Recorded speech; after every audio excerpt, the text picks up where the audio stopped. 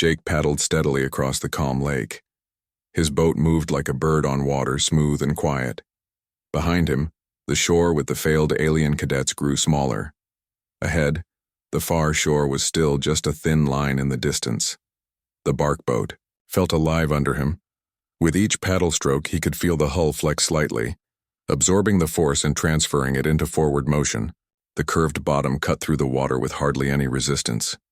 Jake had seen how the other cadets' flat-bottomed boats pushed against the water like bulldozers. His boat flowed with the lake like it was part of it. The leaf rudder worked perfectly. Jake barely had to think about steering. Small adjustments with his free hand kept the boat pointing toward the distant shore. The leaf twisted and turned with each tiny current, but somehow these movements kept the boat going straight. It was like the rudder was reading the water and making corrections automatically. Jake was halfway across the lake when the weather began to change. Dark clouds gathered on the horizon. The wind picked up, creating small waves where there had been calm water. Jake felt his boat begin to rock more as the swells grew larger. This was the part of the test that eliminated most cadets even if their boats managed to float. Rough weather tested both the boat and the sailor. Jake remembered his grandfather's stories about storms on Earth's oceans. When the water gets angry, you don't fight it, you dance with it. The waves grew bigger. Jake's boat rode up one side of a swell and down the other side. But the flexible bark hull bent and twisted with each wave. Instead of slamming into the water, the boat flowed over it. Jake felt like he was riding a sea animal rather than sitting in a machine. The leaf rudder became even more important as the water grew rougher. The changing currents tried to push the boat off course. But the leaf moved constantly, catching the water flow from different angles and using it to maintain direction. A rigid rudder would have been fighting the current constantly. The flexible leaf worked with the current to stay on course. Jake heard a rumble of thunder in the distance. The storm was moving across the lake toward him. He was still several kilometers from the far shore. The test would become much harder in the next few minutes. The first strong gust of wind hit Jake's boat. The bark hull heeled over to one side, as the wind caught it. But instead of tipping over like a rigid boat might, the flexible sides bent with the wind pressure. The boat leaned but stayed stable, like a tree bending in a storm. Rain began to fall in large drops. Jake felt the water hit his face and hands. The rain collected in the bottom of his boat, but the curved shape channeled it toward the lowest point where Jake could scoop it out with his hands. The sealed joints kept lake water from leaking in, but the boat could still drain rainwater that fell from above. Lightning flashed in the clouds ahead. The storm was moving fast across the lake. Jake would be sailing through the worst of it, soon. He checked his leaf rudder to make sure it was still attached firmly. The plant leaf looked fragile, but it had proven surprisingly tough. The waxy surface shed water, and the flexible stem absorbed stress without breaking. The waves were now as tall as Jake sitting in his boat. Each one lifted the bark canoe high into the air, then dropped it into the valley between waves. Jake felt his stomach drop with each descent, but the boat handled it perfectly. The curved bottom sliced through the wave faces cleanly. The flexible construction absorbed the impact of landing in the wave troughs. This was where rigid engineering would fail. A metal boat with welded joints would be fighting every wave, stressed and battered by forces it could not adapt to. Jake's organic boat moved with the storm like part of the natural world. The wind grew stronger. Whitecaps formed on the wave peaks, spraying foam that stung Jake's eyes. He had to paddle harder to maintain forward progress. But his boat's design helped even here. The smooth bark surface and curved shape created little wind resistance. The boat wanted to move forward through the water rather than being blown sideways by the wind. A particularly large wave lifted Jake's boat high above the surrounding water. For a moment he could see the far shore clearly. It was closer now, maybe 2 kilometers away, but it was also directly into the wind. He would have to paddle hard against the storm to reach it. Jake leaned into his paddling, pulling with his whole body. The bark paddle bit deep into the water and the boat surged forward. The leaf rudder kept him aimed at the shore even as crosswinds tried to blow him off course. The little plant leaf was working harder now, constantly adjusting to the chaotic water flow around the boat. Another lightning flash, closer this time. The thunder came just seconds later, a deep rumble that Jake felt in his chest. The storm was almost on top of him now. The rain fell harder, drumming on the bark hull like many small hammers. But Jake was not afraid. His boat had proven itself in calm water and now in rough weather. Every part of it worked exactly as he had hoped. The organic materials that other cadets had dismissed as weak and primitive were showing their real strength. They could adapt, bend, and flow with conditions that would destroy rigid constructions. The waves pushed Jake's boat toward shore now, instead of fighting against him. He learned to time his paddle strokes with the swells, using the wave energy to help propel him forward. This was something no textbook could teach. It was knowledge that came from understanding how water moved and how to work with it. Jake could see individual trees on the far shore now. He was close. The storm raged around him, but his simple bark boat danced through the chaos like it was built for exactly these conditions. The leaf rudder fluttered and twisted, but it never stopped working. It guided the boat through the maze of waves and cross-currents with precision that amazed Jake himself. 1 more kilometer to go. The finish line was in sight, and Jake's unconventional boat was going to make it across the lake, while every high-tech attempt by his alien classmates had failed on the starting shore. Jake's boat rode the final wave toward the rocky shore. The storm was passing now, moving across the lake behind him. Sunlight broke through the clouds and made the wet rocks shine like jewels. Jake felt the bark hull scrape against the bottom. As he reached shallow water, he climbed out carefully and pulled his boat up onto the beach. Water drained from his clothes and hair. The leaf rudder was still attached, still working perfectly. Jake touched the plant leaf gently. It had brought him across 12 kilometers of open water, including a fierce storm. The fragile-looking leaf had proven stronger than any metal rudder the alien cadets had tried to build. Commander Vorthak stood waiting on the shore. His 4 arms held a timing device and evaluation pad. Behind him, a transport shuttle sat ready to carry successful cadets back to the academy. But Jake was the only cadet here. All the others were still on the starting shore, their broken boats scattered in the shallows. Time remaining, 47 minutes, the commander announced. His blue face showed something that might have been admiration. Excellent work, Cadet. Murphy. Jake looked back across the lake. The storm clouds were moving away and the water was becoming calm again. He could see the far shore where his classmates waited. Several boats were attempting the crossing now, built hastily in the final hours. But Jake could see from their design that they would not make it. Heavy logs, thick ropes, rigid construction. The same mistakes repeated over and over. "Sir," Jake said, "may I ask why this test is given to mixed species classes?" Commander Vorthak put away his timing device. "Each species brings their own strengths and weaknesses to the academy. We design tests that challenge everyone equally, or so we thought." The commander walked around Jake's boat, examining it closely. He touched the flexible joints where branches met bark. He tested the curve of the hull bottom. He lifted the leaf rudder and watched it twist in the breeze. "Your approach was completely different from every other species we have tested," the commander continued. "Corax use brute strength. Zeltrons rely on speed and precision. Aquids depend on their natural swimming ability. Miners trust in heavy, permanent construction." Jake nodded.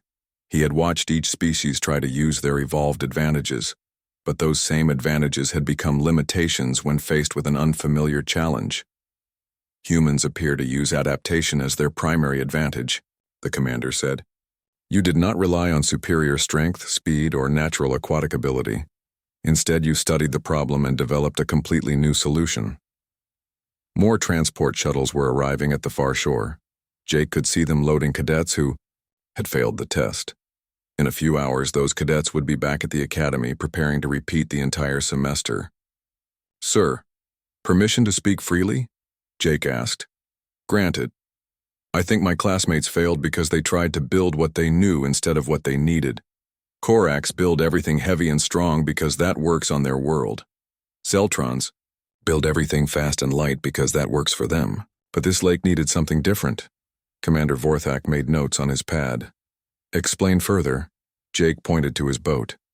I built this the way my ancestors built boats thousands of years ago. Not because old ways are always better, but because this problem needed old solutions. Sometimes the most advanced answer is not the best answer. The commander's blue skin seemed to glow brighter as he processed this concept. In his centuries of teaching, he had seen countless cadets fail because they could not think beyond their species' standard approaches. They had powerful technology and advanced engineering, but they could not improvise when those tools were not available.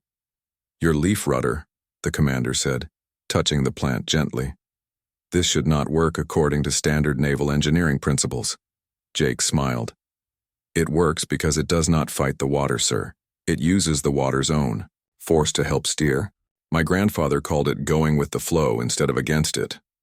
A transport shuttle landed nearby, sending up clouds of sand and small rocks. Jake recognized the pilot as Lieutenant Zeris, one of the Academy's flight instructors. But the shuttle was empty. It had come to pick up Jake. "The other cadets?" Jake asked. "What happens to them?" "They will repeat the course," Commander Vorthak said. "This test has a very low success rate. Most classes have 0 passing cadets.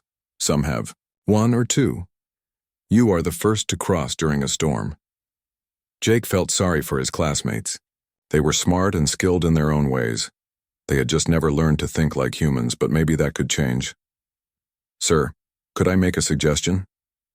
The commander looked interested. "Go on." "What if successful cadets were allowed to teach the ones who failed? Not the answers, but the thinking process. Each species could learn from the others." Commander Vorthak considered this carefully. It was not standard Academy procedure, but then, nothing about Jake's performance had been standard. "You would be willing to help train cadets from other species?" "Yes, sir. My grandfather always said, the best way to really learn something is to teach it to someone else." The shuttle engines were warming up, ready for departure. Jake picked up his leaf rudder and carefully removed it from the boat. The plant leaf was getting dry and brittle now, but it had served its purpose perfectly. "Why are you taking that?" the commander asked. Jake held up the simple leaf. "To remember that sometimes the best tool is the one nobody else thinks will work." He climbed into the shuttle and strapped himself into a seat. Through the window, he could see his bark boat sitting on the shore. It looked small and fragile compared to the metal shuttle, but it had accomplished something the shuttle could never do. It had taught a lesson about adaptation, creativity, and working with natural forces instead of fighting them. As the shuttle lifted off, Jake saw other boats still attempting the crossing. A few might make it before time ran out, but most would fail. Not because they lacked intelligence or skill, but because they could not think beyond their own cultural and evolutionary limitations.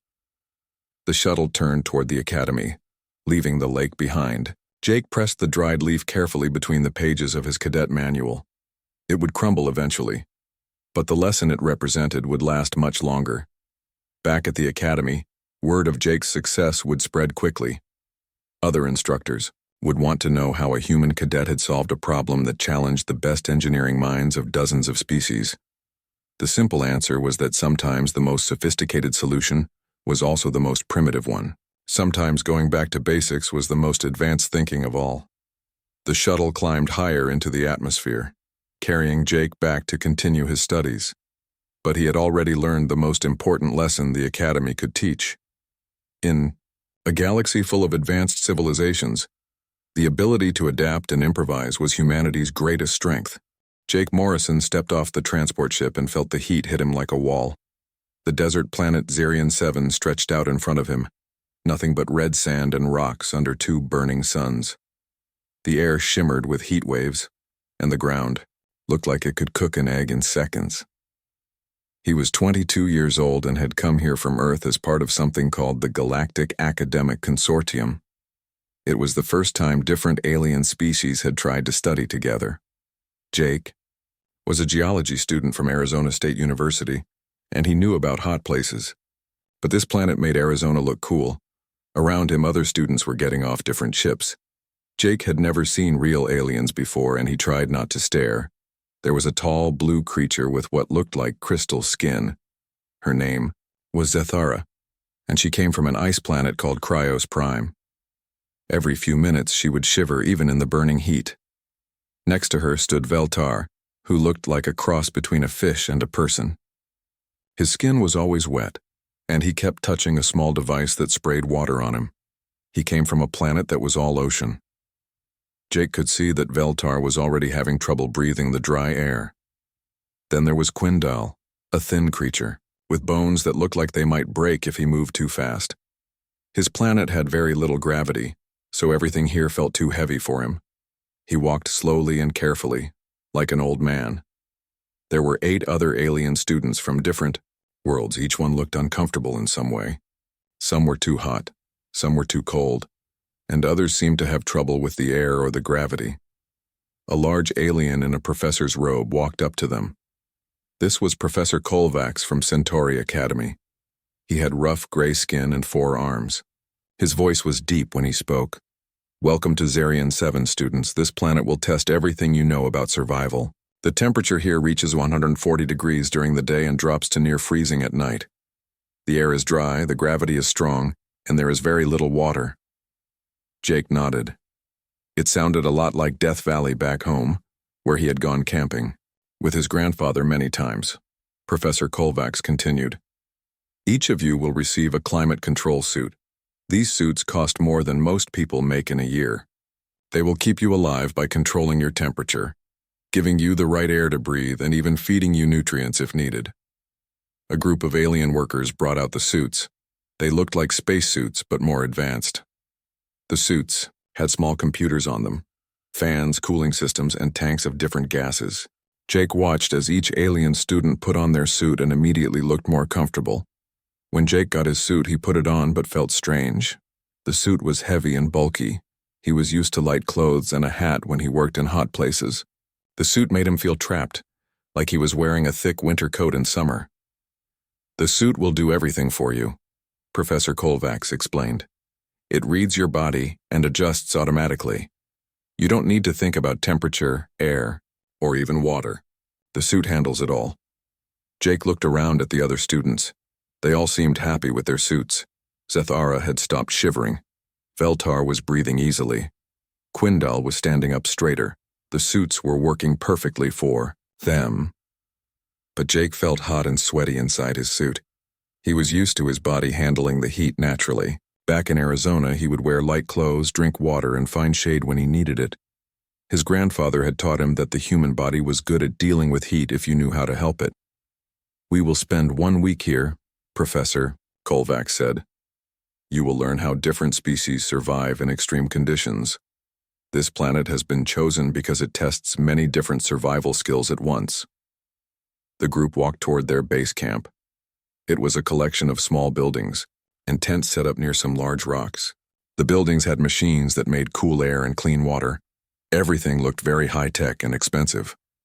As they walked, Jake listened to the other students talk. They were excited about their suits and the technology that kept them comfortable. Some of them came from planets where they never had to worry about temperature or weather. Their people had built machines to control everything. Zethara was telling Veltar about her planet. "We live in ice caves that never change temperature. Our machines keep everything at exactly the right level. I have never felt hot before today," Veltar agreed. "My people live underwater in cities with perfect conditions. We have machines that control every drop of water and every breath of air." Jake thought about his own planet. Humans lived in deserts, on mountains, in frozen places, and in jungles. They did it without machines most of the time. His own ancestors had crossed deserts with just water, food, and knowledge passed down from their parents. That night, as Jake lay in his tent, he took off the climate suit. The desert air felt good on his skin. It was hot, but he had felt worse in Arizona summers. He could hear the other students in their tents, their suits humming and clicking as they worked through the night. Jake fell asleep thinking about his grandfather's stories of survival in the desert. The old man had been in the army and knew how to live off the land. He had taught Jake that humans didn't need fancy machines to survive. They just needed to understand their bodies and the world around them. Outside, the desert wind blew across the sand, and the temperature began to drop as the 2 suns set. Jake slept comfortably while around him. Alien machines worked hard to keep his classmates alive in a place that felt like home to him. The second day started like the first. The two suns of Zarian 7 rose over the desert and the temperature began to climb quickly. Jake woke up feeling fine, but he could hear the other students already turning on their climate suits to stay cool. Jake put on his suit because Professor Kovacs had said everyone must wear them during the day, but he left some of the settings turned down because he didn't like feeling closed in. The group gathered outside for their morning lesson. Professor Kovacs was going to teach them about reading the desert and finding water. Jake was interested because his grandfather had taught him some of the same things. Today we will walk 2 miles into the desert to study rock formations, Professor Kovacs announced. Your suits will protect you, but pay attention to what you see. The desert teaches many lessons. They started walking across the sand. The alien students stayed close together, trusting their suits to keep them safe. Jake walked a little apart from the group, watching the ground and the sky like his grandfather had taught him. About an hour into their walk, Jake noticed something strange in the sky. There was a bright flash, brighter than both suns, then another flash and another. Solar flare, Professor Kovacs said, looking worried. A big one. Everyone stay calm. But Jake could see that staying calm was going to be hard. The flashes in the sky were getting brighter and more frequent. He had read about solar flares before. They could mess up electrical systems and computers. Then it happened. One by one, the climate suit started making warning sounds. Red lights began flashing on the chest panels. The suits that had been humming quietly all morning suddenly got loud, then started shutting down completely. Zethara was the first to panic. Her suit had been keeping her body at freezing temperature, and now it was getting warmer by the second. Her crystal-like skin started to crack, and she made a sound like breaking glass. My suit is dead, she said, her voice full of fear. I can't survive in this heat. My people die when it gets above freezing. Veltar was having his own problems. His suit had been making the air humid for his fish-like lungs. Now he was breathing dry desert air, and it hurt. He started coughing and gasping. I need water in the air, he wheezed. I can't breathe this dry stuff. Quindal simply fell over. His suit had been helping his weak bones deal with the planet's gravity. Without it, he couldn't even stand up. He lay on the sand, unable to move. All around them, the other alien students were having the same problems. Their suits were completely dead, and they were facing conditions their bodies had never experienced before. Professor Kovacs tried his communication device, but it was dead too. The solar flare had knocked out all their electronics. He looked at his own suit display and saw nothing but blank screens. The rescue beacon is not working, he said grimly. The solar flare has damaged everything electronic. The rescue team was supposed to come for us in 5 days, but now they won't know. We need help. Jake watched all of this happen while standing in the desert heat. He had taken off his suit when it died, and he felt fine. Hot, but fine. This was like a summer day in Arizona, and he had handled those since he was a kid. The alien students were getting worse fast. Zethara was lying in whatever shade she could find, her crystal skin turning a dangerous color. Veltar was taking tiny breaths, trying to save what moisture was left in his lungs. Quindal couldn't move at all. Even Professor Kovacs, who came from a tough planet, was starting to sweat heavily. His forearms were shaking, and his gray skin was getting darker. We have emergency water for 3 days, the professor said. But without the suits, most of us won't last that long. Jake looked at his classmates and realized something. They were all going to die unless someone helped them, and he was the only one who seemed okay in the heat. He thought about what his grandfather would do. The old man had survived in places like this with nothing but basic supplies and knowledge. Maybe Jake could do the same thing, but for a whole group of aliens. Professor, Jake said, I think I can help. Professor Kovacs looked at him with surprise.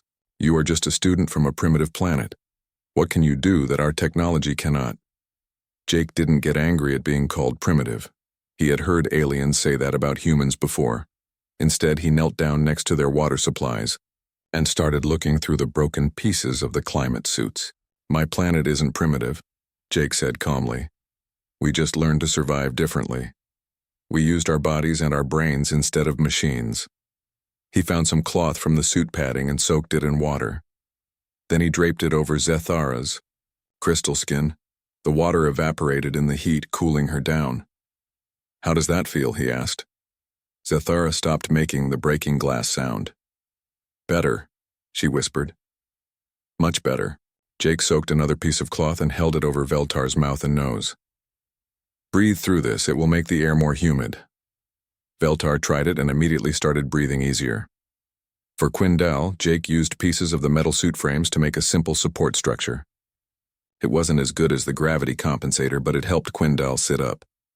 "Where did you learn this?" Professor Kovacs asked, watching Jake work. "My grandfather taught me," Jake said. "Humans have been surviving in deserts for thousands of years. We learned tricks that work without electricity."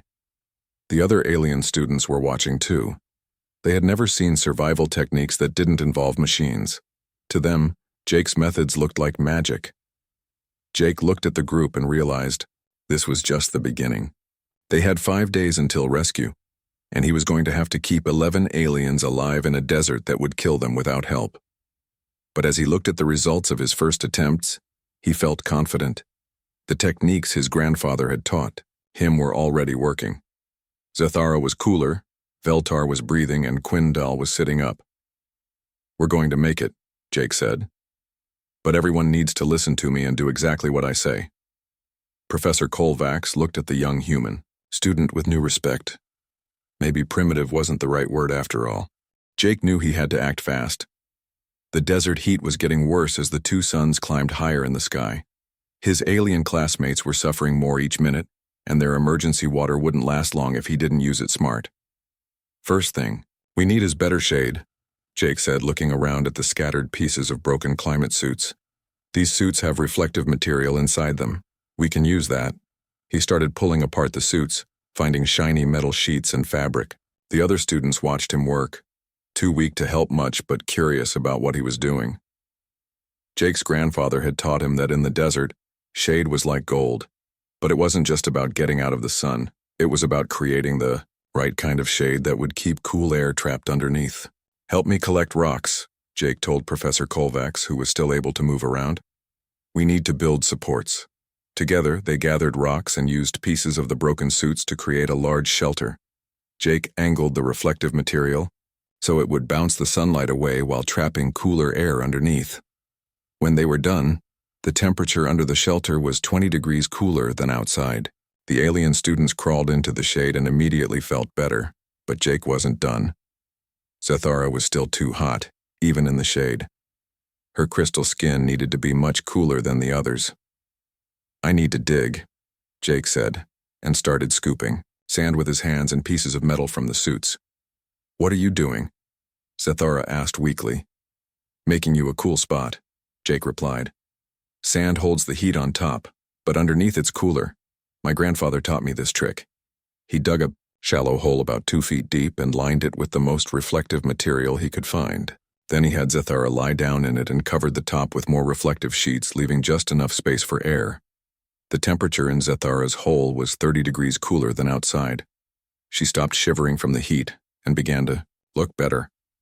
Veltar still had breathing problems. The air was too dry for his fish-like lungs. Jake had an idea for this too. He took a piece of cloth and soaked it in water, then had Veltar hold it over his mouth and nose when he breathed. The water in the cloth evaporated and made the air more humid before it went into Veltar's lungs.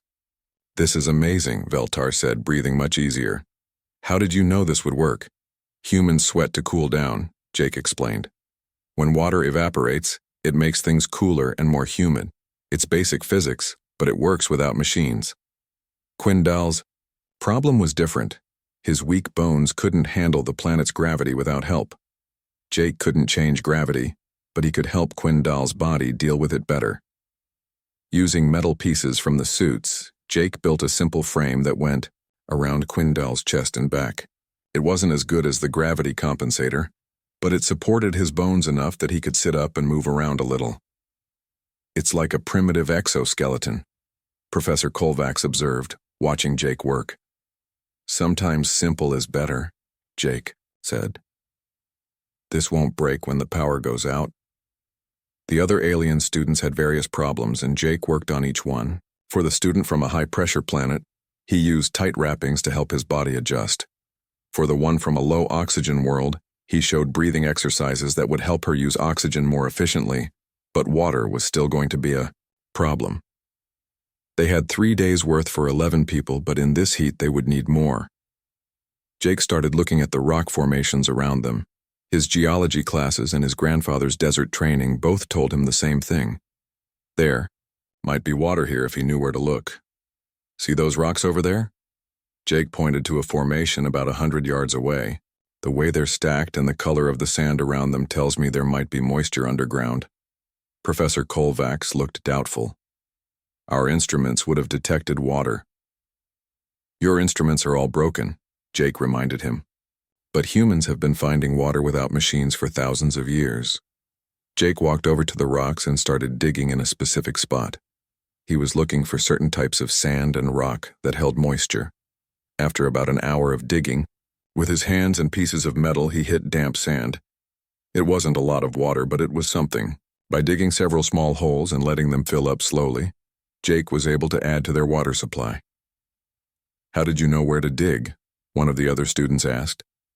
Jake explained about reading the land, looking for signs that plants had grown there, and understanding how water moved underground. It was knowledge that every human who lived in dry places learned, but it was completely new to the aliens. As the day went on, Jake taught them more survival tricks. He showed them how to move during the cooler parts of the day and rest during the hottest times.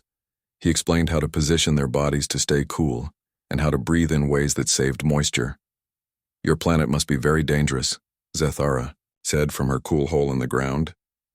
Parts of it are, Jake agreed, but humans learned to live everywhere. Hot deserts, cold mountains, thick jungles, frozen ice sheets. We didn't change the places. We changed ourselves to fit the places. Professor Kovacs was taking notes on everything Jake did, even though he had to write with a stick in the sand, since his electronic devices were broken. This is remarkable, the professor said. Your survival techniques require no technology, no power source, no complex materials, just knowledge and basic tools. My grandfather used to say that the best survival tool is the one between your ears, Jake replied. Machines break, knowledge doesn't. As the suns began to set and the temperature started to drop, Jake's alien classmates were doing much better. They were still uncomfortable, but they weren't dying anymore. The human techniques were keeping them alive.